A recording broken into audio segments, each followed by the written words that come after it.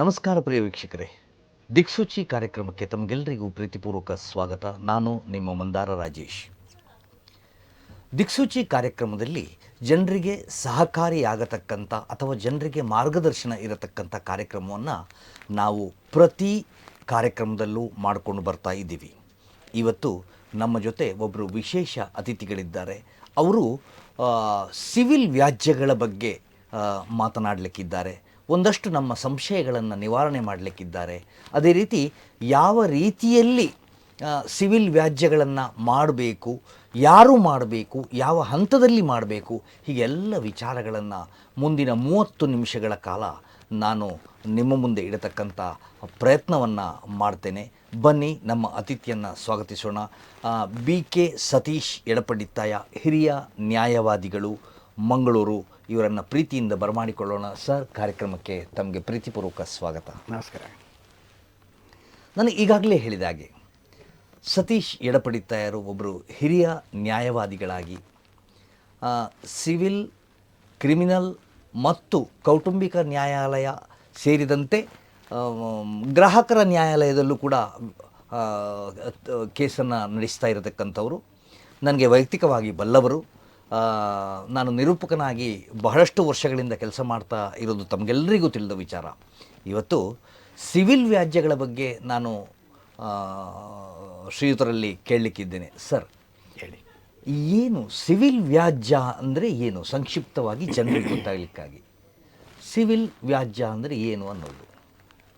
ನೋಡಿ, ಕಾನೂನು ಪ್ರಕಾರ ನಮಗೆ ಕೆಲವು ಹಕ್ಕುಗಳನ್ನು ಕೊಟ್ಟಿರುತ್ತಾರೆ. ಓಕೆ. ಆ ಹಕ್ಕುಗಳು ನಮಗೆ ಯಾವಾಗ ದೊರಕುವುದಿಲ್ಲವೋ ಓಕೆ, ಅದನ್ನು ನಾವು ಕೋರ್ಟಿನಲ್ಲಿ ಹೋಗಿ ನ್ಯಾಯಾಲಯದಲ್ಲಿ ಕೇಳಬೇಕಾಗ್ತದೆ. ಓಕೆ, ನಮ್ಮ ಹಕ್ಕುಗಳನ್ನು. ಓಕೆ. ಹಕ್ಕುಗಳನ್ನು ಕೇಳಬೇಕಾದ್ರೆ ನ್ಯಾಯದಲ್ಲಿ ಯಾವ ರೀತಿ ಅಂತ ಹೇಳಿದರೆ ದಾವೆ ಹೂಡಿ ಕೇಳಬೇಕಾಗ್ತದೆ. ಓಕೆ, ಅದಕ್ಕೆ ನಾವು ನ್ಯಾಯಾಲಯಕ್ಕೆ ಹೋಗಬೇಕಾಗ್ತದೆ. ಓಕೆ. ಈ ಸಿವಿಲ್ ವ್ಯಾಜ್ಯ ಅನ್ನೋದು ಯಾವ ರೂಪದಲ್ಲಿ ಇರ್ತದೆ ಅನ್ನೋದೊಂದು ಪ್ರಶ್ನೆ ಸರ್. ನೋಡಿ, ಸಿವಿಲ್ ವ್ಯಾಜ್ಯ ಅಂತೇಳಿದರೆ ಯಾವ ಕ್ರಿಮಿನಲ್ ಯಾವುದೆಲ್ಲ ಕ್ರಿಮಿನಲ್ ಅಲ್ಲವೋ ಅದೆಲ್ಲ ಸಿವಿಲ್ ವ್ಯಾಜ್ಯಕ್ಕೆ ಬರ್ತದೆ. ಓಕೆ. ಈಗ ನನ್ನ ಒಂದು ಸಂಶಯದ ಪ್ರಶ್ನೆ ಅಥವಾ ಒಬ್ಬರು ವೀಕ್ಷಕರ ಪರವಾಗಿ ಹೇಳಿ. ಹೆಚ್ಚಾಗಿ ಸಿವಿಲ್ ವ್ಯಾಜ್ಯ ಅಂದ ಕೂಡಲೇ ಭೂಮಿಗೆ ಸಂಬಂಧಿಸಿದ್ದಾಗಿರ್ತದೆ. ಹೌದು, ಹೆಚ್ಚಾಗಿ ಭೂಮಿಗೆ ಸಂಬಂಧಿಸಿದ್ದೇ ಸಿವಿಲ್ ವ್ಯಾಜ್ಯಗಳಾಗಿ ನಮಗೆ ಕಾಣ ಸಿಗ್ತವೆ. ಸರಿ. ಹೆಚ್ಚಾಗಿ ಜನರ ಮನಸ್ಸಲ್ಲಿ ಕೂಡ ಇರೋದೇ. ಹಾಗಾಗಿ ಅದೇ ವಿಷಯವಾಗಿ ನಾನು ತಮ್ಮ ಮುಂದೆ ಬರ್ತಾ ಇದ್ದೇನೆ ಸರ್. ಭೂಮಾರಾಟ ಕರಾರು. ಸರಿ. ಒಂದು ವೇಳೆ ಭೂಮಾರಾಟದ ಕರಾರು ಮಾಡಿಕೊಂಡವ ಅಥವಾ ಕರಾರು ಮಾಡಿಕೊಟ್ಟವರು ತಪ್ಪಿದಾಗ ಯಾವ ರೀತಿಯಲ್ಲಿ ನಾವು ಕೋರ್ಟನ್ನು ಅಥವಾ ನ್ಯಾಯಾಲಯವನ್ನು ಅಥವಾ ನ್ಯಾಯವಾದಿಗಳನ್ನು, ವಕೀಲರನ್ನು ಅಪ್ರೋಚ್ ಆಗಬೇಕು, ಹೇಗೆ ಅನ್ನೋದು. ನೋಡಿ, ಒಬ್ಬರು ಒಂದು ಜಮೀನು ಅಥವಾ ಜಾಗವನ್ನು ಅಥವಾ ಒಂದು ಮನೆಯನ್ನು ಅಥವಾ ಒಂದು ಫ್ಲ್ಯಾಟನ್ನು ಪರ್ಚೇಸ್ ಮಾಡಬೇಕು ಅಂತೇಳಿ ಒಂದು ಕರಾರು ಮಾಡ್ಕೊಳ್ತಾರೆ. ಹೌದು. ಕ್ರಯ ಚೀಟಿನ ಮೊದಲು. ಹೌದು. ಆಮೇಲೆ ಅದು ಕ್ರಯ ಸಾಧನ ಅಥವಾ ಕ್ರಯ ಚೀಟಿಂದ ಅದು ಮುಗೀತದೆ. ಹೌದು. ಪೂರ್ಣ ಆಗಬೇಕಾದ್ರೆ ಕ್ರಯ ಚೀಟ್ ಆಗಬೇಕು. ಅದಕ್ಕಿಂತ ಮುಂಚೆ ಒಂದು ಕರಾರಾಗುತ್ತದೆ, ಪರಸ್ಪರ ಕರಾರಾಗ್ತದೆ. ಅದರಲ್ಲಿ ಒಂದು ಅಡ್ವಾನ್ಸ್ ಅಂತ ಕೊಡ್ತಾರೆ. ಓಕೆ. ಆ ಅಡ್ವಾನ್ಸ್ ತಗೊಂಡು ಇಂತಿಂತಿಷ್ಟು ದಿವಸದೊಳಗೆ ನಾನು ಇದರದ್ದು ಜಾಗೆಗೆ ಸಂಬಂಧಪಟ್ಟ ಕಾಗದಗಳನ್ನೆಲ್ಲ ತಗೊಂಡು ಕರಾರು ಒಪ್ಪಂದದಲ್ಲಿ ಉಲ್ಲೇಖವಾದಂತೆ ಇಷ್ಟು ಒಂದು 6 ತಿಂಗಳ ಸಮಯವೋ 3 ತಿಂಗಳ ಸಮಯವೋ ಅಷ್ಟರೊಳಗೆ ನಾನು ಉಳಿದ ದುಡ್ಡನ್ನು ಕೊಟ್ಟು ನಿಮಗೆ ನಿಮ್ಮಿಂದ ನಾನು ಕ್ರಯ ಚೀಟು ಮಾಡಿಸಿಕೊಳ್ಳುತ್ತೇನೆ ಅಂತ ಒಂದು ಕರಾರಾಗುತ್ತದೆ. ಓಕೆ.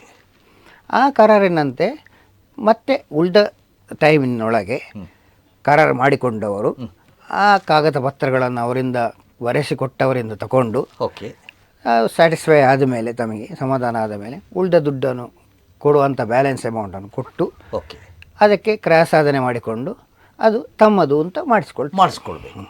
ಒಂದು ವೇಳೆಗೆ ಅದು ತಪ್ಪಿದಲ್ಲಿ ನಾವು ವಕೀಲರನ್ನ ಸಂಪರ್ಕ ಮಾಡಿ ನ್ಯಾಯಾಲಯದ ಮುಖಾಂತರ ಬಗೆಹರಿಸಿಕೊಳ್ಳಲಿಕ್ಕೆ ಅವಕಾಶ ಇದೆ ಅಂತ ತಾವು ಹೇಳ್ತೀರಿ. ಈಗ ಸ್ಪೆಸಿಫಿಕ್ ಪರ್ಫಾರ್ಮೆನ್ಸ್ ಆ್ಯಕ್ಟ್ ಅಂತ ಇದೆ, ಅದೀಗ ಲೇಟೆಸ್ಟ್ ಆಗಿ ಅಮೆಂಡ್ಮೆಂಟ್ ಆಗಿದೆ.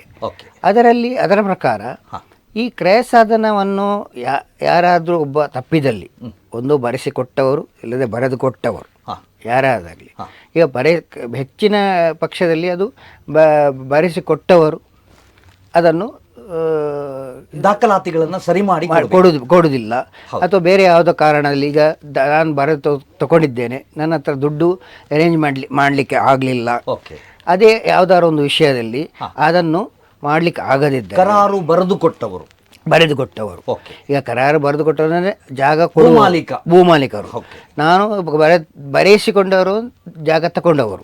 ಸೊ ಜಾಗ ತಗೊಂಡವರು ಅಡ್ವಾನ್ಸ್ ಕೊಟ್ಟು ಮತ್ತೆ ಆ ಒಂದು ಹೇಳಿದ ಸಮಯದೊಳಗೆ ಅವರಿಗೆ ದುಡ್ಡು ಅರೇಂಜ್ ಮಾಡಲಿಕ್ಕೆ ಆಗದೇ ಇದ್ದರೆ, ಅಥವಾ ಮಾಡಿ ಆದಮೇಲೆ ಸಹ ಭೂಮಾಲೀಕ ಅದನ್ನು ಕೊಡದಿದ್ದರೆ, ಆ ಟೈಮ್ನಲ್ಲಿ ಅವರು ನನಗೆ ಈ ಕರಾರಿನಂತೆ ಜಾಗವನ್ನು ನನ್ನ ಹೆಸರಲ್ಲಿ ಕ್ರಯ ಸಾಧನೆ ಮಾಡಿ ಕೊಡಬೇಕು ಅಂತ ಹೇಳಿ ನಾನು ಉಳಿದ ಬ್ಯಾಲೆನ್ಸ್ ಅಮೌಂಟನ್ನು ಕೊಡಲಿಕ್ಕೆ ರೆಡಿ ಇದ್ದೇನೆ ಅಂತ ಹೇಳಿ ಒಂದು ನೋಟಿಸನ್ನು ನ್ಯಾಯವಾದಿಗಳ ಮೂಲಕ ಕಳಿಸಿಕೊಡ್ತಾರೆ. ಮುಂಚಿತವಾಗಿ ನ್ಯಾಯಾಲಯಕ್ಕೆ ಹೋಗುವುದಕ್ಕೆ ಮುಂಚೆ ಅಷ್ಟು ಕೊಟ್ಟಾದ ಮೇಲೆ ಅವರು ಅದಕ್ಕೆ 15 ದಿವಸದ ಅವಧಿ ಕೊಡ್ತಾರೆ ಸಾಮಾನ್ಯವಾಗಿ. ಅದರೊಳಗೆ ಆ ಬರೆದು ಕೊಟ್ಟವರಿದ್ದಾರಲ್ಲ ಅದಕ್ಕೆ ಉತ್ತರ ಕೊಡ್ತಾರೆ. ಅವರ ಹತ್ರ ಏನಾರು ಒಂದು ಜಸ್ಟಿಫಿಕೇಶನ್ ಅಥವಾ ಯಾವುದಾದ್ರು ಒಂದು ಎಕ್ಸ್ಪ್ಲನೇಷನ್ ಇದ್ದರೆ ಅದರ ಬಗ್ಗೆ ಅವರು ಕೊಟ್ಟು ಯಾಕೆ ಅವರು ಬರೆ ಕೊಡಲಿಕ್ಕೆ ರೆಡಿ ಇಲ್ಲ ಅಂತ ಹೇಳ್ತಾರೆ. ಸರಿ, ಆಗ ನೋಡಿ ಸಮಯಾವಕಾಶ ಕೇಳ್ತಾರೆ. ಅಲ್ಲಿ ಶುರುವಾಗ್ತದೆ ಒಂದು ಸಿವಿಲ್ ಡಿಸ್ಪ್ಯೂಟ್ ಅಂತ ನಾವು ಹೇಳ್ತೀವಿ. ಸಿವಿಲ್ ವ್ಯಾಜ್ಯದ ಆರಂಭ. ಸರ್, ಕೆಲವೊಂದು ಬಾರಿ ದಕ್ಷಿಣ ಕನ್ನಡ ಜಿಲ್ಲೆಯಲ್ಲಿ ನಾನು ವರದಿಗಾರನಾಗಿ, ಪತ್ರಿಕಾ ವರದಿಗಾರನಾಗಿ ಮತ್ತು ಮಾಧ್ಯಮ ನಿರೂಪಕನಾಗಿ ನಾನು ಹೋದಾಗ ಬಹಳಷ್ಟು ಕಡೆಗಳಲ್ಲಿ ಕೇಳತಕ್ಕಂಥ ವಿಚಾರ ಏನು ಅಂತಂದ್ರೆ, ಒಂದು ಭೂಮಿ ಹಲವರಿಗೆ ಅಗ್ರಿಮೆಂಟ್ ಮಾಡಿಕೊಡುವಂತ ಕಂಡು ಬರ್ತದೆ. ಹಲವು ಕಡೆ ಇದೆ ಈ ವಿಚಾರ. ಸರ್, ಇದು ಕ್ರಿಮಿನಲ್ ಅನ್ಸತ್ತಾ ಅಥವಾ ಸಿವಿಲ್ ಅನ್ಸತ್ತಾ ಅಥವಾ ಇದು ಹೇಗೆ ಸಾಧ್ಯ ಆಗತ್ತೆ? ಇದೊಂದು ಸಣ್ಣ ಡೌಟ್ ಇದೆ ಸರ್ ವೀಕ್ಷಕರಿಗೆ. ಇದು ಸಿವಿಲ್ಲು ಹೌದು, ಕ್ರಿಮಿನಲ್ಲು ಹೌದು, ಕನ್ಸ್ಯೂಮರು ಹೌದು. ಹೇಗೆ ಮಾಡಬಹುದು ಇದನ್ನೆಲ್ಲ? ಈಗ ಒಂದು ಫ್ಲ್ಯಾಟನ್ನು ಈಗ ಜಾಗ ಖರೀದಿ ಮಂಗಳೂರು ಪೇಟೆ ಒಳಗೆ ತುಂಬ ಕಮ್ಮಿ. ಈಗ ಫ್ಲ್ಯಾಟ್ಗಳು ಸುಮಾರು ಬರ್ತಾ ಇದೆ. ಈಗ ಫ್ಲ್ಯಾಟ್ಗಳನ್ನೇ ಪರ್ಚೇಸ್ ಮಾಡ್ತಾ ಇದ್ದಾರೆ ಜನರು.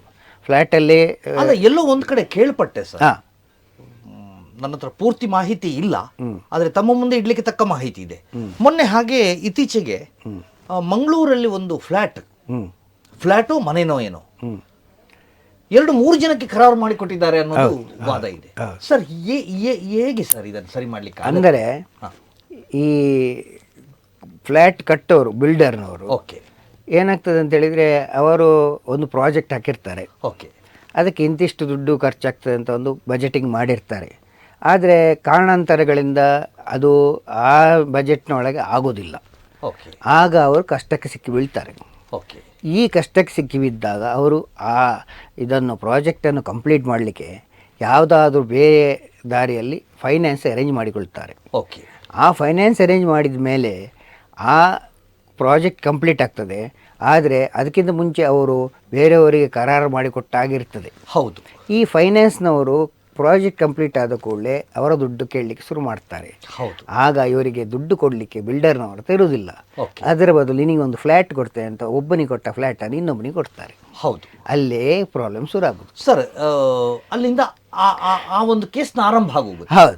ಈಗ ನಾವು ಫ್ಲ್ಯಾಟ್ ಅನ್ನೋದಕ್ಕಿಂತಲೂ ಇತ್ತೀಚೆಗೆ ಬೆಳ್ತಂಗಡಿ ತಾಲೂಕಲ್ಲಿ ಒಂದು ಪ್ರಕರಣ ಆಯಿತು ಅಂತ ಕೇಳಲ್ಪಟ್ಟಿದ್ದೀವಿ.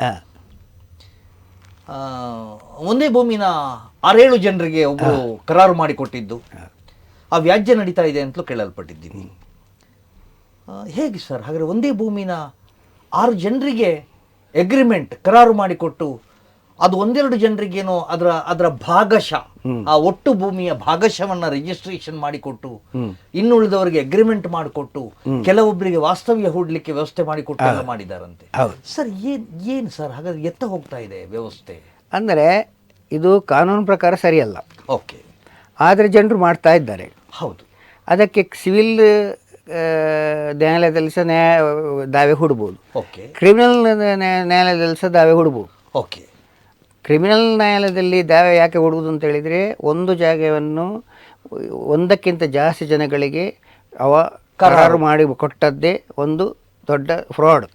ಅದು ಯಾವುದೇ ಆಗಿರಲಿ, ಫ್ಲಾಟ್ ಆಗಲಿ, ಜಾಗ ಆಗಲಿ, ಯಾವುದೇ ವಸ್ತು ಆಗಲಿ, ಓಕೆ, ಇಮ್ಮೂವಬಲ್ ಪ್ರಾಪರ್ಟಿ ಆಗಲಿ, ಮೂವಬಲ್ ಪ್ರಾಪರ್ಟಿ ಆಗಿರಲಿ, ಒಬ್ಬರಿಗಿಂತ ಜಾಸ್ತಿ ಜನರಿಗೆ ಮಾಡುವಾಗಿಲ್ಲ. ಆದರೆ ಮಾಡಿಕೊಟ್ರೆ ಆ ಮಾಡಿಕೊಟ್ಟ ಒಂದು ತಪ್ಪಿಗೆ ಶಿಕ್ಷೆ ಆಗಬೇಕು ಅಂತೇಳಿ ಆದರೆ ನಾವು ಕ್ರಿಮಿನಲ್ ಕೋರ್ಟಿಗೆ ಹೋಗಬೇಕಾಗ್ತದೆ. ಓಕೆ, ಅದರ ಬಾಬ್ತು ನಮಗೆ ಶಿಕ್ಷೆ ಅಲ್ಲ, ನನ್ನ ಜಾಗ ನನಗೆ ಬರಬೇಕು, ಇಲ್ಲ ನಾನು ಕೊಟ್ಟ ಹಣ ನನಗೆ ವಾಪಸ್ ಬರಬೇಕು ಅಂತದ್ದಾದರೆ ನಾವು ಸಿವಿಲ್ ದಾವೆ ಹೂಡಿ ಸಿವಿಲ್ ಕೋರ್ಟಿಗೆ ಮೊರೆ ಹೋಗಬೇಕಾಗ್ತದೆ. ಎರಡು ಹೋಗೋಕ್ಕೆ ಅವಕಾಶ ಇದೆ, ಎರಡಕ್ಕೂ ಅವಕಾಶ ಇದೆ. ಓಕೆ, ಆಗ ಇನ್ನೊಂದು ವಿಷಯ ಹೇಳಿದ್ರಿ, ಗ್ರಾಹಕರ ನ್ಯಾಯಾಲಯ ವ್ಯಾಪ್ತಿಗೂ ಇದು ಒಳಪಡ್ತದೆ ಅಂತ. ಇದು ಗ್ರಾಹಕರ ನ್ಯಾಯಾಲಯದಲ್ಲಿ ವ್ಯಾಪ್ತಿಗೂ ಬರ್ತದೆ. ಯಾಕಂತ ಹೇಳಿದರೆ, ಈಗ ಫ್ಲ್ಯಾಟ್ ಖರೀದಿ ಮಾಡೋ ಸಮಯದಲ್ಲಿ, ಓಕೆ, ಅಥವಾ ಭೂಮಿ ಖರೀದಿ ಮಾಡೋ ಸಮಯದಲ್ಲಿ ಆದರೂ ಅವ ಅಂತ ಕನ್ಸ್ಯೂಮರ್ ಅಂತ ಆದರೆ, ಕನ್ಸ್ಯೂಮರ್ ಪ್ರೊಟೆಕ್ಷನ್ ಆ್ಯಕ್ಟ್ ಗ್ರಾಹಕ ಅಂತ ಆದರೆ, ಗ್ರಾಹಕ ನ್ಯಾಯಾಲಯಕ್ಕೆ ಅದಕ್ಕೆ ಜ್ಯೂರಿಸ್ಡಿಕ್ಷನ್ ಬಂದು ಅವರಿಗೆ ಇದನ್ನು ತಕರಾರನ್ನು ಇತ್ಯರ್ಥ ಮಾಡಲು ಹಕ್ಕು ಬರುತ್ತದೆ. ಗ್ರಾಹಕ ನ್ಯಾಯಾಲಯ ಅಂದರೆ, ಪ್ರಿಯ ವೀಕ್ಷಕರೇ, ನನ್ನ ಜೊತೆ ಇರತಕ್ಕಂಥ BK ಸತೀಶ್ ಎಡಪಡಿತಾಯ ನ್ಯಾಯವಾದಿಗಳು ಏನು ಹೇಳ್ತಾರಂತಂದರೆ, ಯಾವುದೇ ಭೂಮಿ ಅಥವಾ ಇನ್ಯಾವುದೇ ವಸ್ತುಗಳು ಅಥವಾ ಇನ್ಯಾವುದೇ ಮಾರಾಟದ ವಸ್ತುಗಳನ್ನು ಒಬ್ಬರಿಗಿಂತ ಜಾಸ್ತಿಗೆ ಇನ್ನೊಬ್ಬರಿಗೆ ಅಥವಾ ಒಬ್ಬರಿಗಿಂತ ಜಾಸ್ತಿ ಮಂದಿಗೆ ಕರಾರು ಮಾಡುವ ಹಂಗಿಲ್ಲ. ಊರ್ಜಿತದಲ್ಲಿರುವ ಕರಾರು ಇರುವಲ್ಲಿವರೆಗೆ ಒಬ್ಬನನ್ನು ಹೊರತುಪಡಿಸಿ ಇನ್ನೊಬ್ಬನಿಗೆ ಯಾವುದೇ ರೀತಿಯ ಕರಾರನ್ನು ಮಾಡಿದರೂ ಅದು ಸಿಂಧು ಅಲ್ಲ ಹೇಳ್ತಕ್ಕಂಥ ಮಾತನ್ನು ಸ್ಪಷ್ಟವಾಗಿ ನನ್ನ ಮುಂದೆ ಇವತ್ತು ನಮ್ಮ ನ್ಯಾಯವಾದಿಗಳಾದಂಥ ಸತೀಶ್ ಎಡಪಡಿತಾಯ ಇವರು ತಿಳಿಸ್ತಾ ಇದ್ದಾರೆ. ಜೊತೆಗೆ ಅವರು ಇನ್ನೊಂದು ಮಾತನ್ನು ಹೇಳಿದರು, ಒಂದೇ ವ್ಯಾಜ್ಯ ಯಾವ ಯಾವ ರೂಪದಲ್ಲಿ ಪರಿಗಣಿಸಲ್ಪಡ್ತದೆ ಅನ್ನೋದನ್ನು ಕೂಡ ಅವರು ಹೇಳಿದರು. ಒಬ್ಬರಿಗಿಂತ ಜಾಸ್ತಿ ಕರಾರು ಅಥವಾ ಅಗ್ರಿಮೆಂಟನ್ನು ಮಾಡಿದರೆ ಮಾಡಿಕೊಟ್ಟವ ಅಪರಾಧಿ ಸ್ಥಾನದಲ್ಲಿ ನಿಲ್ತಾನೆ, ಮಾಡಿಕೊಂಡವನು ತೊಂದರೆಗೀಡಾಗ್ತಾನೆ. ಹಾಗಾಗಿ ಕೂಲಂಕುಷವಾಗಿ ಪರಿಶೀಲಿಸಿಯೇ ಇಂಥ ವ್ಯವಸ್ಥೆಯನ್ನು ಮುಂದುವರಿಬೇಕು ಅನ್ನೋದನ್ನು ಅವರು ಇಷ್ಟೊತ್ತು ನಮಗೆ ಹೇಳಿದ ಒಟ್ಟಾರೆ ವಿಷಯದ ಸಾರಾಂಶ. ಸರ್, ಮುಂದುವರೆದು ನಾನೀಗ ಕೇಳ್ತಕ್ಕಂಥ ಮಾತು, ಅಗ್ರಿಮೆಂಟ್ ಒಬ್ಬರಿಗಿಂತ ಜಾಸ್ತಿಗೆ ಮಾಡ್ತಾರೆ ಹೀಗೆಲ್ಲ ಹೇಳ್ತೇವೆ. ಎಲ್ಲೋ ಒಂದು ಕಡೆ ರಿಜಿಸ್ಟರ್ ಆಫೀಸಲ್ಲಿ ರಿಜಿಸ್ಟರ್ ಆಗದೇ ಇರತಕ್ಕಂಥ ಕರಾರಿದ್ರೆ ಅದಕ್ಕೆ ವ್ಯಾಲ್ಯೂ ಇಲ್ಲ ಅಥವಾ ಅದಕ್ಕೆ ಅದು ಸಿಂಧು ಅಲ್ಲ ಅಂತ ಕೇಳಲ್ಪಟ್ಟಿದ್ದೀವಿ. ಹೌದಾ ಸರ್, ಹೇಗೆ? ಇಲ್ಲ, ಕರಾರನ್ನು ರಿಜಿಸ್ಟರ್ ಮಾಡಲೇಬೇಕು ಎಂಬುದು ಕಾನೂನಿಲ್ಲ. ರಿಜಿಸ್ಟರ್ ಮಾಡಲೇಬೇಕು ಎಂಬುದು ಕಾನೂನಿಲ್ಲ. ಒಂದು ಸರ್ತಿ ಒಂದು ಕರಾರು ಟಸೆ ಪೇಪರ್ನಲ್ಲಿ ಸರಿಯಾದ ಟಸೆ ತಗೊಂಡು ಬರೆದು ಕೊಟ್ಟಂತಾದರೆ ಅದು 3 ವರ್ಷ ಅದರ ಅವಧಿ. 3 ವರ್ಷದ ಒಳಗೆ ಆ ಅವಧಿ ಒಳಗೆ ಕೋರ್ಟಿಗೆ ಹೋಗಬೇಕಾಗ್ತದೆ ಅಥವಾ ರಿನಿವಲ್ ಮಾಡಬೇಕಾಗ್ತದೆ. ಓಕೆ, ಈಗ ಯಾರೋ ಒಬ್ಬರು ಹೇಳೋದು ಕೇಳಿದೆ ನಾನು, ರಿಜಿಸ್ಟ್ರಿ ಆಫೀಸಲ್ಲಿ ರಿಜಿಸ್ಟ್ರಿ ಆಗದ ಹೊರತು ಯಾವುದೇ ರೀತಿಯ ಅಗ್ರಿಮೆಂಟ್ಗಳಿಗೆ ವ್ಯಾಲ್ಯೂ ಇಲ್ಲ ಅಂತ ಯಾರೋ ಹೇಳೋದು ಕೇಳಿದೆ. ಇಲ್ಲ, ಹಾಗೇನಿಲ್ಲ. ವ್ಯಾಲ್ಯೂ ಉಂಟು. ಟಸೆ ಪೇಪರಲ್ಲಿ ಬರುತ್ತೆ, ಅದು ವ್ಯಾಲ್ಯೂ ಉಂಟು. ರೂಪಾಯಿಗೆ ಸರಿಯಾದ ಅಳತೆಯ ತಸೆಯನ್ನು ಹಾಕಬೇಕು, ಆಗ ಮಾತ್ರ ಅದಕ್ಕೆ ವ್ಯಾಲ್ಯೂ. ಒಂದು ವೇಳೆ ಕಮ್ಮಿ ಹಾಕಿದ್ದೆ, ಒಂದು ವೇಳೆ ಆಗ ಅದನ್ನು ಸಬ್ ರಿಜಿಸ್ಟ್ರಿ ಆಫೀಸಿಗೆ ಕೊಟ್ಟು ಅದನ್ನು ಇಂಪೌಂಡ್ ಮಾಡಲಿಕ್ಕೆ ಡಿಸ್ಟ್ರಿಕ್ಟ್ ರಿಜಿಸ್ಟ್ರಿಗೆ ಹಕ್ಕುಂಟು. ಅದಕ್ಕೆ ಪೆನಾಲ್ಟಿ 10 times ಪೆನಾಲ್ಟಿ ಹಾಕ್ತಾರೆ. ಆ ಪೆನಾಲ್ಟಿ ಕಟ್ಟಿ ಅದನ್ನು ಒಟ್ಟಿಗೆ ಮರುಜೀವ ಕೊಡಲಿಕ್ಕೆ ಅವಕಾಶ ಉಂಟು. ಈಗ ಒಬ್ಬ 500 ರೂಪಾಯಿ ಸ್ಟಾಂಪು ಡ್ಯೂಟಿ ಕೊಡಬೇಕಾಗಿತ್ತು, ಗೊತ್ತಿದ್ದೋ ಗೊತ್ತಿಲ್ಲದೆಯೋ ಅಥವಾ ಬೇಕಂತನೋ 100 ರೂಪಾಯಿದು ಹಾಕಿದ್ದಾನೆ. 400 ರೂಪಾಯಿ ಅವನು ಸರ್ಕಾರಕ್ಕೆ ತಪ್ಪು ಮಾಹಿತಿ ನೀಡಿ ಕಟ್ಟಿದಂಗೆ ಆಗುತ್ತೆ. ಹೌದು. ಆ 400 ರೂಪಾಯಿಯನ್ನು ದಂಡ ಸಹಿತ ಪಾವತಿಸಿ ಮತ್ತೆ ಅದನ್ನು ಊರ್ಜಿತ ಮಾಡಿಕೊಳ್ಬೋದು. ಪ್ರಿಯ ವೀಕ್ಷಕರೇ, ಇನ್ನೊಂದು ಮುಖ್ಯ ವಿಷಯನ ನನ್ನ ಮುಂದೆ ವಕೀಲರು ಹೇಳಿದರು. ಅಗ್ರಿಮೆಂಟ್ ಅನ್ನೋದು ಅದು ರಿಜಿಸ್ಟ್ರಿ ಆಗಲೇಬೇಕಾಗಿಲ್ಲ, ಆಗಿದ್ದರೆ ಉತ್ತಮ, ಆದರೆ ಆಗಲೇಬೇಕಾಗಿಲ್ಲ.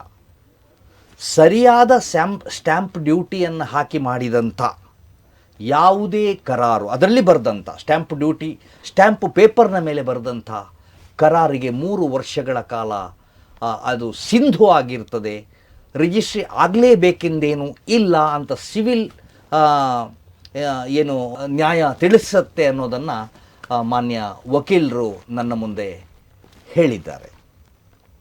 ಸರ್, ಮುಂದುವರೆದು ನನಗೆ ಇರತಕ್ಕಂಥ ಕ್ವಶನ್, ಒಬ್ಬನಿಗಿಂತ ಹೆಚ್ಚು ಮಂದಿಗೆ ಕರಾರು ಮಾಡಿದ್ರು ಅಂತಿದ್ರೆ, ಎಲ್ಲರೂ ಕೋರ್ಟಿಗೆ ಹೋದ್ರು ಅಂತಿದ್ರೆ ಏನಾಗ್ಬೋದು, ಅಥವಾ ಒಬ್ಬ ಕೋರ್ಟಿಗೆ ಹೋಯ್ತು ಅಂತಿದ್ರೆ ಏನಾಗ್ಬೋದು? ಇದು ಯಾಕಂದ್ರೆ ದ್ವಂದ್ವವನ್ನು ತೋರಿಸ್ತಕ್ಕಂಥ ಪ್ರಶ್ನೆ ಆಗಿದೆ, ಅದಕ್ಕಾಗಿ ತಮ್ಮ ಮುಂದೆ ಕೇಳ್ತಾ ಇದ್ದೀನಿ ಸರ್. ಸುರುಗೆ ಯಾರಿಗೆ ಕರಾರು ಮಾಡಿಕೊಟ್ರು ಅವರಿಗೆ ಅದು ಹೆಚ್ಚಿನ ಪ್ರಾಬಲ್ಯತೆ ಇರ್ತದೆ. ಖಂಡಿತ. ಓಕೆ, ಈಗ ಆ ಕರಾರು ಊರ್ಜಿತದಲ್ಲಿ ಇರ್ತಿತ್ತು. ಈ ಮಧ್ಯೆ ಯಾವನೋ ಒಬ್ಬನಿಗೆ ರಿಜಿಸ್ಟ್ರಿ ಮಾಡಿಕೊಟ್ರೆ ಒಂದು ವಿಭಾಗವನ್ನ, ಅಥವಾ ಇನ್ನೊಬ್ಬನಿಗೆ ಮನೆ ಕಟ್ಟಕ್ಕೆ ಅವಕಾಶ ಮಾಡಿಕೊಟ್ರೆ ಆಗ ಏನು ಸರ್ ಪರಿಸ್ಥಿತಿ? ತಪ್ಪೇ ಅಲ್ಲ, ಈಗ ರಿಜಿಸ್ಟ್ರಿ ಆಗೋಗಿರ್ತದಲ್ಲ ಒಬ್ಬರಿಗೆ. ರಿಜಿಸ್ಟ್ರಿ ಅದಕ್ಕಿಂತ ಮುಂಚೆ ಅವರು ಬೇರೆಯವರೊಟ್ಟಿಗೆ ಕರಾರು ಮಾಡಿಕೊಂಡ ಹಾಗೆ ಇರ್ತದೆ ಇದೆ, ಅದರ ಮೇಲೆ ರಿಜಿಸ್ಟ್ರಿ ಮಾಡಲಿಕ್ಕೆ ಆಗೋದಿಲ್ಲ ಅವರಿಗೆ. ಆಗುದಿಲ್ಲ. ಒಂದು ವೇಳೆ ಹೇಳದೆ ರಿಜಿಸ್ಟ್ರಿ ಮಾಡಿದ್ದಿದ್ರೆ ಅದು ನ್ಯಾಯಾಲಯ ಒಪ್ಪುದಿಲ್ಲ, ರಿಜಿಸ್ಟ್ರಿಯನ್ನು ಕ್ಯಾನ್ಸಲ್ ಮಾಡುತ್ತಾ? ಹೌದು, ಸಾಧ್ಯತೆ ಇದೆ. ಸರಿ ಉಂಟು, ಸಾಧ್ಯತೆ ಇದೆ. ಅಲ್ಲ, ಅದನ್ನು ಬದಿಗಿಡ್ತಾರೆ. ನ್ಯಾಯಾಲಯವು ಆ ಕರಾರನ್ನು ಬದಿಗಿಟ್ಬಿಡ್ತದೆ, ಸೆಟ್ ಅಸೈಡ್ ಮಾಡ್ತದೆ ಅಂತ ಹೇಳ್ತದೆ. ಅಂದ್ರೆ ಇದು ರಿಜಿಸ್ಟ್ರಿ ಆಗಿರೋದು ತಪ್ಪು ಅಂತ. ಹೌದು, ಮೊದಲ ಕರಾರು ಹೌದಾಗಿದ್ದರೆ ಮೊದಲ ಕರಾರಿಗೆ ಮಾನ್ಯತೆ ಜಾಸ್ತಿ. ಅದಕ್ಕೆ ಸರಿಯಾದ ಟಸೆ ಕೊಟ್ಟಿದ್ರೆ, ಅದರಲ್ಲಿ ಕಾನೂನು ಪ್ರಕಾರ ಒಂದು ಎಗ್ರಿಮೆಂಟ್ ಅಂದರೆ ಒಂದು ಕಾಂಟ್ರಾಕ್ಟ್, ಇಬ್ಬರ ಮಧ್ಯೆ ನಡೆಯುವ ಒಂದು ವ್ಯವಹಾರಕ್ಕೆ ಒಪ್ಪಂದಕ್ಕೆ ಕಾಂಟ್ರಾಕ್ಟ್ ಅಂತ ಹೇಳ್ತಾರೆ. ಅದಕ್ಕೆ ಕಾಂಟ್ರಾಕ್ಟಿನಲ್ಲಿ ಲಾ ಆಫ್ ಕಾಂಟ್ರಾಕ್ಟ್ಸ್ನಲ್ಲಿ ಇರುವ ಎಲ್ಲ ಎಲಿಮೆಂಟ್ಸ್ ಅನ್ನು ಪೂರ ಮಾಡಿದರೆ ಆ ಕಾಂಟ್ರಾಕ್ಟ್ ಸಿಂಧುವಾಗಿರ್ತದೆ. ಅದನ್ನು ಬೇರೆ ಇನ್ನೊಂದು ಕರಾರು ಮಾಡಿ ರಿಜಿಸ್ಟರ್ ಮಾಡಿದರೂ ಕೂಡ ಅದು ಸಿಂಧುತ್ವ ಪಡುವುದಿಲ್ಲ, ಅಸಿಂಧು ಆಗಿರ್ತದೆ. ಪ್ರಿಯ ವೀಕ್ಷಕರೇ, ನನ್ನ ಮುಂದೆ ಇರತಕ್ಕಂಥ ನ್ಯಾಯವಾದಿಗಳು ಹೇಳುವುದೇನು ಅಂತಂದರೆ, 3-4 ಜನರಿಗೆ ಕರಾರು ಮಾಡಿದರೂ ಸಹ ಮೊದಲಿಗೆ ಪ್ರಪ್ರಥಮ ಊರ್ಜಿತ ಕರಾರು ಯಾರ್ದಿದೆಯೋ ಅದು ಅವರಿಗೆ ಸಲ್ಲತಕ್ಕಂಥ, ಅವರಿಗೆ ಮಾನ್ಯತೆ ಜಾಸ್ತಿ ನ್ಯಾಯಾಲಯ ಕೊಡುವತಕ್ಕಂಥ ಸಾಧ್ಯತೆ ಇದೆ ಅನ್ನೋದು. ಎರಡನೇದಾಗಿ, ಈ ಮಧ್ಯೆ ಕರಾರು ಉಲ್ಲಂಘನೆಯಾಗಿ ಯಾರಿಗಾದರೂ ಭಾಗಶಃ ಅಥವಾ ಪೂರ್ಣ ರಿಜಿಸ್ಟ್ರಿ ಮಾಡಿ ನೋಂದಣಿ ಮಾಡಿ ಕೊಟ್ಟಿದ್ದರೂ ಅದನ್ನು ಹೆಚ್ಚಿನ ಪಕ್ಷ ನ್ಯಾಯಾಲಯ ಮಾನ್ಯ ಮಾಡುವುದಿಲ್ಲ, ಮತ್ತು ಮೊದಲಿನ ಕರಾರುದಾರ ಯಾರಿದ್ದಾನೋ ಅವನಿಗೆ ಅದನ್ನು ಮಾನ್ಯ ಮಾಡತಕ್ಕಂಥ ಸಾಧ್ಯತೆ ಇದೆ ಹೇಳುವಂಥ ಮಾತನ್ನು ಕೂಡ ಇವತ್ತು ನಮ್ಮ ಮುಂದೆ ಇರತಕ್ಕಂಥ ವಕೀಲರು ಹೇಳ್ತಾ ಇದ್ದಾರೆ. ಸರ್, ನನಗೆ ಇರತಕ್ಕಂಥ ಇನ್ನೊಂದು, ಯಾರೋ ಒಬ್ಬರು ಒಂದಷ್ಟು ಮೊತ್ತ ಕೊಟ್ಟಿರ್ತಾರೆ, ಇಲ್ಲಿ ಕರಾರು ಬೇರೆಯವ್ರದ್ದಿರ್ತದೆ. ಆ ಸಂದರ್ಭದಲ್ಲಿ ಕರಾರು ನೀಡಿದ ಮೊತ್ತ ಏನಿದೆ ಅದು ಏನಾಗತ್ತೆ? ಈಗ ಮೊದಲನವನಿಗೆ ಜಾಗ ಹೋದರೆ ಎರಡನೇ, ಮೂರನೇ, ನಾಲ್ಕನೇ ಅವನ ಕತೆ ಏನು ಅಂದರೆ, ಎರಡನೇ ಮೂರನೇವರ ಕತೆ ಏನಂತ ಹೇಳಿದರೆ, ಕೋರ್ಟ್ ಅದನ್ನು ಹಿಂದಿರುಗಿಸ್ಬೇಕು, ಬಡ್ಡಿ ಸಮೇತ ಹಿಂದಿರುಗಿಸ್ಬೇಕು ಅಂತ ಸಿವಿಲ್ ನ್ಯಾಯಾಲಯ ಅದಕ್ಕೆ ಸಂಬಂಧಪಟ್ಟಂಗೆ ಒಂದು ವೇಳೆ ಖರ್ಚು ವೆಚ್ಚಗಳು ಆಗಿದ್ದಿದ್ದರೆ ಅದು ಸಮೇತ ಕೊಡಬೇಕಾಗ್ತದೆ.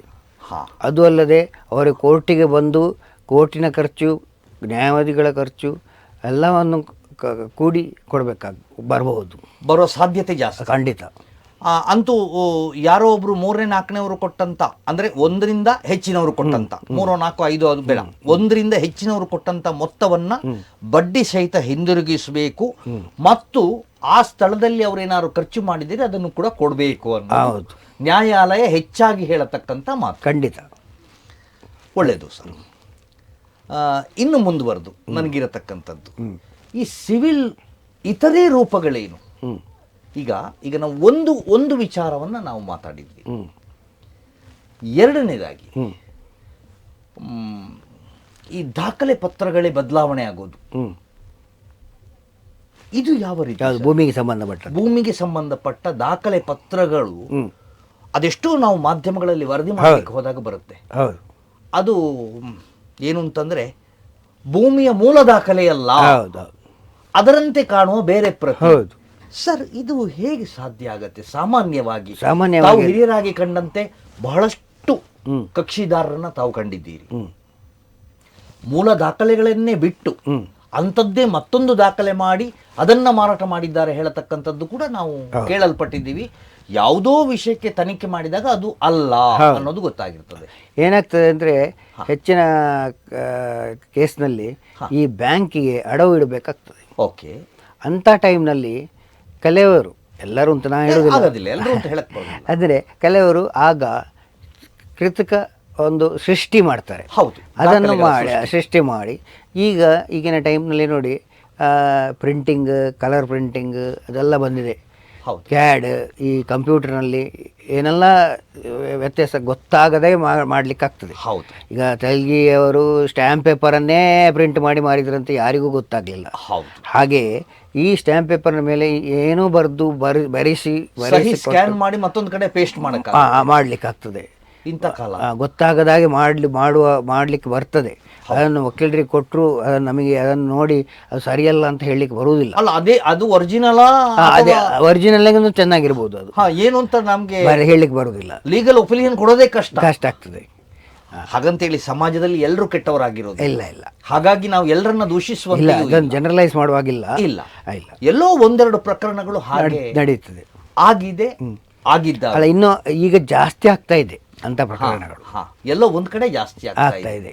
ಇದು ಮರುಕಳಿಸಬಾರದು ಅನ್ನೋದಿದ್ರೆ ಕಾನೂನು ಪ್ರಬಲವಾಗಬೇಕಾಗ್ತದೆ, ಅಂತವರಿಗೆ ಶಿಕ್ಷೆ ಗರಿಷ್ಠ ಮಟ್ಟದಲ್ಲಿ ಆಗ್ಬೇಕಾಗ್ತದೆ, ಅಲ್ವಾ ಸರ್? ಈಗ ಕಾನೂನು ಅದಕ್ಕೋಸ್ಕರ ಏನು ಮಾಡ್ತಾ ಇದೆ ಅಂತ ಹೇಳಿದ್ರೆ, ಎಲ್ಲ ಕರಾರುಗಳನ್ನು ರಿಜಿಸ್ಟ್ರೇಷನ್ ಮಾಡಬೇಕು ಅಂತೇಳಿ ಒಂದು ನಿಟ್ಟಿನಲ್ಲಿ ಒಂದು ಕಾನೂನು ತರುವ ಅಂದಾಜು ಇದೆ. ಆಗ್ಲೇ ನಾನು ತಿಳಿಸಿದಂಗೆ ಅದು ಇನ್ನೂ ಕಾನೂನಾಗಿ ಪರಿವರ್ತನೆ ಆಗಿಲ್ಲ ಅಂತ ತಮ್ಮ ಅಭಿಪ್ರಾಯ. ಕಾನೂನಾಗಿ ಪರಿವರ್ತನೆ ಆಗ್ಬೇಕಾಗಿದೆ. ಸರಿ. ಯಾಕೆಂತಂದ್ರೆ ಇಂಥದ್ದೆಲ್ಲ ತಪ್ಪು ನಡೆಯುವುದನ್ನ ತಡಿಲಿಕ್ಕೆ ಅವಕಾಶ ಆಗ್ತದೆ. ಒಂದು ರೀತಿಯಲ್ಲಿ ಆ ಕಾನೂನು ರಿಜಿಸ್ಟ್ರಿ ಮಾಡಿಕೊಳ್ಳೋದು ಕಾನೂನು ಬಂದ್ರೆ ಸಮಾಜ ಸೇಫ್ ಅಂತ ಆಗಬಹುದು ಅನ್ನೋದು ನಮ್ಮೆಲ್ಲರ ನಂಬಿಕೆ ಆಗಿದೆ, ಅಲ್ವಾ ಸರ್? ಇನ್ನೊಂದು ನಾನು ಮಾತಾಡ್ಲಿಕ್ಕಿರತಕ್ಕಂಥದ್ದು ಸರ್, ಆಗಿಂದ ನಾನು ಮಾತಾಡ್ತಾ ಇದ್ದೇನೆ, ವ್ಯಾಜ್ಯದ ಬಗ್ಗೆ ತುಂಬ ಒಂದು ಹೇಳಿದೆ.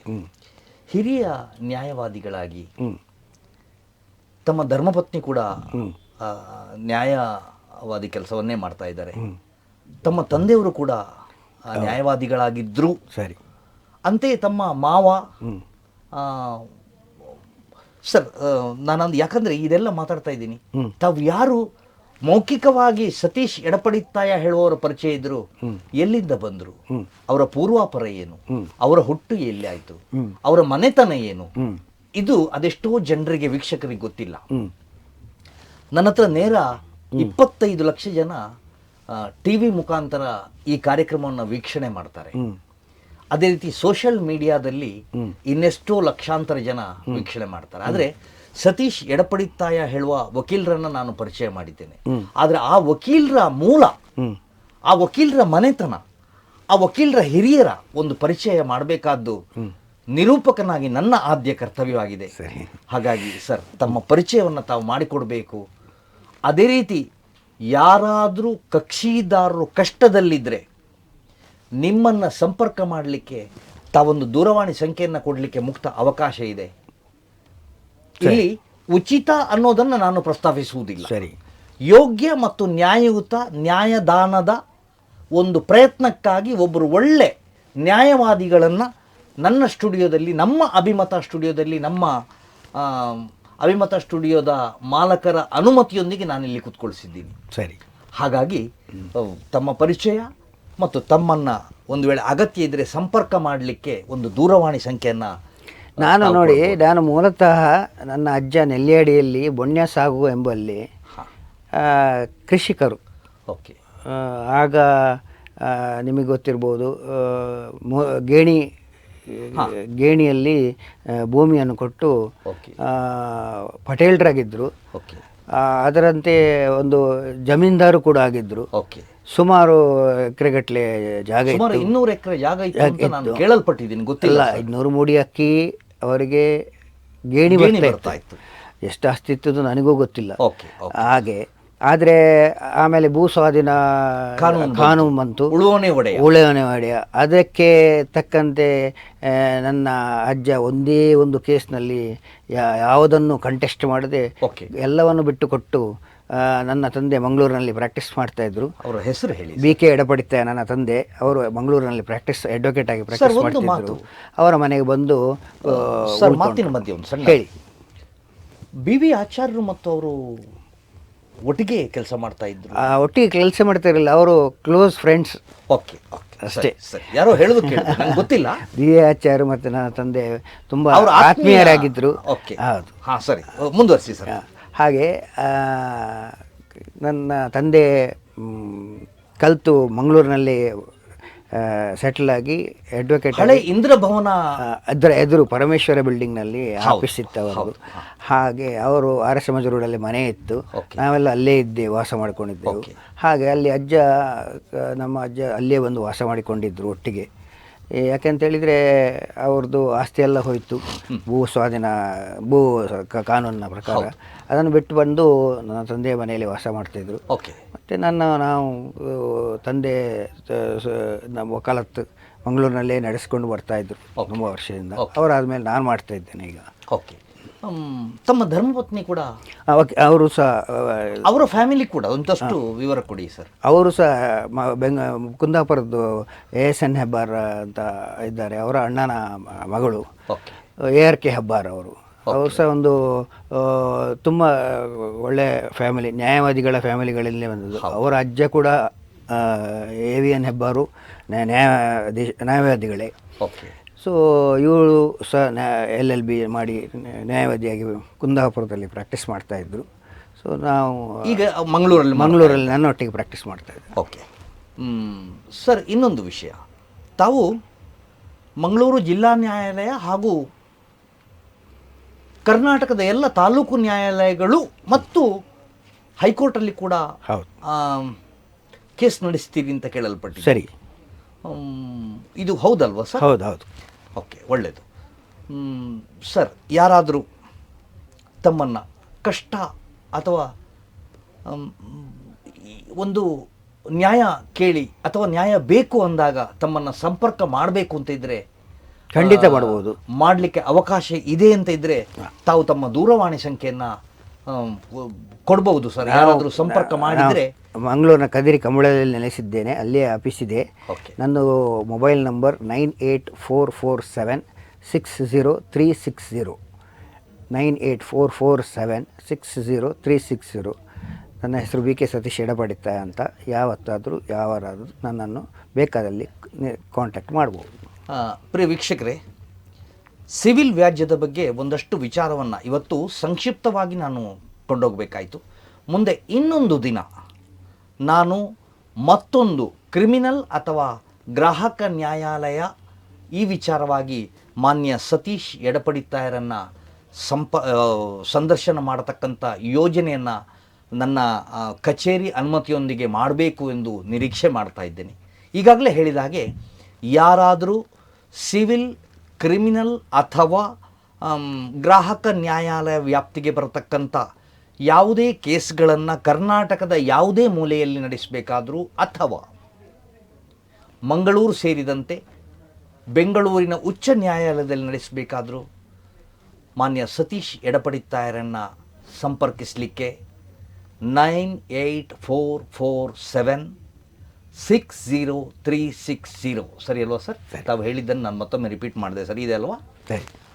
ಇದನ್ನು ಸಂಪರ್ಕ ಮಾಡಿದರೆ ನಿಮಗೆ ನ್ಯಾಯ ದೊರಕಿಸಿಕೊಡುವಲ್ಲಿ ಸಕಾರಾತ್ಮಕ ಪ್ರಯತ್ನವನ್ನು, ತನ್ನ ಕೈಲಾದ ಪ್ರಯತ್ನವನ್ನು ಮಾಡಿ ನಾನು ನ್ಯಾಯವನ್ನು ಒದಗಿಸಿಕೊಡುವ ಕೆಲಸಕ್ಕೆ ತಯಾರಿದ್ದೇನೆ ಹೇಳತಕ್ಕಂಥ ಮಾತನ್ನು ಹಿರಿಯರಾಗಿ, ಹಿರಿಯ ನ್ಯಾಯವಾದಿಗಳಾಗಿ, ನ್ಯಾಯವಾದಿ ಕುಟುಂಬದಿಂದ ಬಂದಂಥ ಮಾನ್ಯ ಸತೀಶ್ ಎಡಪಡಿತಾಯ ಇವರು ತಮ್ಮ ಮುಂದೆ ಹೇಳಿದ್ದಾರೆ. ಇಲ್ಲಿವರೆಗೆ ಬಂದು ನಮ್ಮ ಜೊತೆ ಸುಮಾರು 30 ನಿಮಿಷಗಳ ಕಾಲ ಎಲ್ಲ ಸಿವಿಲ್ಗೆ ಸಂಬಂಧಿಸಿದ ಸೂಕ್ಷ್ಮ ವಿಚಾರಗಳು ಅಂತ ನಾನು ಹೇಳಲಿಕ್ಕೆ ಇಷ್ಟಪಡ್ತೇನೆ. ವಿಸ್ತಾರವಾಗಿ ಇನ್ನೂ ಬಂದಿಲ್ಲ, ನಾನಿವತ್ತು ಬರೋಕ್ಕೆ ಸಮಯ ಸಾಕಾಗಲಿಲ್ಲ ನನಗೆ. ಹಾಗಾಗಿ ಸೂಕ್ಷ್ಮ ವಿಚಾರಗಳನ್ನು ತಮ್ಮ ಮುಂದೆ ಇಟ್ಟಿದ್ದೇನೆ.